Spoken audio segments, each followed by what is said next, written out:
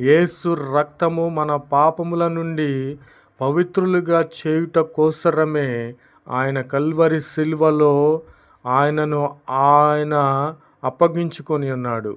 నిబంధన రక్తముగా, క్రయధనముగా రక్తమును ఇచ్చి మనలను కొని ఉన్నాడు.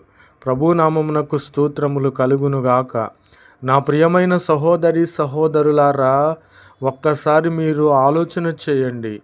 యేసు రక్తములో స్వస్థత ఉన్నది. యేసు రక్తములో మనలను పవిత్రులుగా చేయు ఆ యొక్క విధానమున్నది. కాబట్టి మనము పవిత్రులుగా ఉండాలంటే మనము యేసు రక్తములో కడగబడాలి.